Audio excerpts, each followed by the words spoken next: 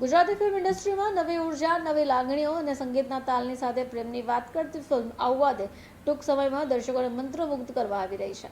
Film નિર્માણ જાણીતા filmmaker Jashwant ગાંગાણીએ કર્યું છે, ત્યારે દિગ્દર્શનનું કાર્ય યુવા અને પ્રતિભાશાળી નિહાર ઠક્કરે સંભાળ્યું. આ ફિલ્મના મુખ્ય પાત્ર એવા અભિનેતા પરીક્ષિત દમાલિયાએ ફિલ્મના દિગ્દર્શક અને રાઇટર નિહાર ઠક્કરની સલાહ પર પોતાના પાત્ર માટે 4 મહિના સુધી ફિઝિક્સ અને હેરસ્ટાઇલ પર મહેનત કરી. કુંબલ પટેલે બોલવાની રીત, બોડી લેંગ્વેજ અને પાત્રની નાની મોટી બાબતો ઉપર દિગ્દર્શકના માર્ગદર્શન હેઠળની તૈયારીઓ પણ શરૂ કરી હતી. પ્રોડ્યુસર જશવંત ગંગાણી જણાવે છે કે આ ફિલ્મનું નામ આવવા દે રાખવાનું કારણ પ્રેમ અને જીવન બંનેમાં આમંત્રણ જરૂરી હોય કે આવો પ્રેમમાં પડો. સાથે તેમણે વધુમાં ઉમેર્યું હતું કે મેં પ્રથમ વખત આ નવા દિગ્દર્શક નિહાર ઠક્કરને તક આપી છે, કારણ કે માનું છું કે નવી પેઢીના વિચારો ગુજરાતી સિનેમાને નવી દિશા આપે. અત્યાર સુધી મારી દરેક ફિલ્મની સ્ક્રિપ્ટ માંડીને ડાયલોગ અને ગીતો પણ જાતે લખતો હું, પરંતુ મેં હવે યુવા ટેલેન્ટને પણ હક મળે એ માટેનો આ પહેલો પ્રયાસ કર્યો છે. તો ગુજરાતી ફિલ્મ ઇન્ડસ્ટ્રીમાં નવી ઉર્જા, નવી લાગણી અને સંગીતોના તાલની સાથે પ્રેમની વાત કરતી ફિલ્મ આવવા દે ટૂંક સમયમાં રિલીઝ થવા જઈ રહી છે, જે અર્થે એક પ્રેસ કોન્ફરન્સ યોજાઈ હતી.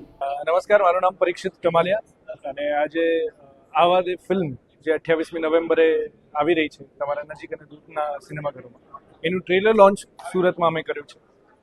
ખાસ કારણ એ જ હતું કે ફિલ્મના મેકર્સ, ફિલ્મના પ્રોડ્યુસર્સ, એક્ટર્સ, મ્યુઝિક ડિરેક્ટર બધા જ લોકો સુરતથી હતા. આ ફિલ્મનું ઇન્સેપ્શન સુરતથી થયેલું એટલે અમને એવું થયું કે સુરત અમારા માટે સ્પેશિયલ છે, તો આનું અમે લોકો ટ્રેલર લોન્ચ અહીંયા કર્યું. ફિલ્મની તૈયારીના ભાગરૂપે એવું હતું કે આપણે ત્યાં હજી બહુ જ બધા જોનર્સ ને બહુ બધી વસ્તુ એક્સપ્લોર થઈ રહી છે. એવું જ આમાં થોડું હેરસ્ટાઇલ, લુક, અપિયરન્સને ધ્યાનમાં રાખીને અમુક પ્રકારનું એક્સપ્લોરેશન મારે એઝ એન એક્ટર કરવાનું હતું. તો એ ફિઝિકલ તૈયારીઓ જે કંઈ હતી એ અમે કરી. બાકી જે એક્ટિંગ બાબતેની જે કંઈ તૈયારીઓ હતી, જે વર્કશોપ્સ હતી, તો ડિરેક્ટર અને રાઇટર સાથે અમે લોકોએ ભેગા મળીને નિહારભાઈ સાથે કરી. એટલે એ બધી જે તૈયારીઓ, જે બેઝિક્સ હોય છે એ અમે પૂર્તિ કરી છે.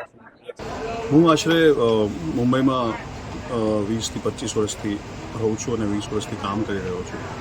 હું કેમેરાની સામે પણ રહી ચૂક્યો છું અને હું ઘણા બધા ક્રિએટિવ રોલ્સ પણ પ્લે કરી ચૂક્યો છું as a writer, creative producer, અને ઘણા બધા હિન્દીમાં પ્રોજેક્ટ્સ પણ સેટઅપ કરવાની મેં કોશિશ કરી છે, જેમાંથી અમુક પ્રોજેક્ટ્સ સેટઅપ કરી પણ ચૂક્યો છું. હંમેશા હું જ્યારે પણ કેમેરાની સામે હતો અને હું થિયેટર સ્ટુડન્ટ હતો, ત્યારે જ્યારે માર્કેટમાં મને કામ કરવાની ઓપોર્ચ્યુનિટી મળી ત્યારે હું એવું વિચારતો કે આવું કેમ નથી, અહીંયા આ કેમ પ્રોબ્લેમ છે, અહીંયા ઓલું હોત તો વધારે સારું હોત.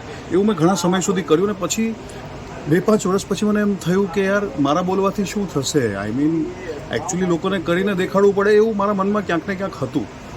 અને બીજા 2-5 વર્ષ વીતી ગયા, મેં રાઇટિંગ કર્યું, આ પ્રોજેક્ટ સેટઅપ કર્યા અને મને એવું લાગ્યું કે આ જે સ્ટોરી છે આવવા દે, એ મારે ગુજરાતની જનતા સમક્ષ એઝ અ રાઇટર, ડિરેક્ટર લઈને જાવી જોઈએ.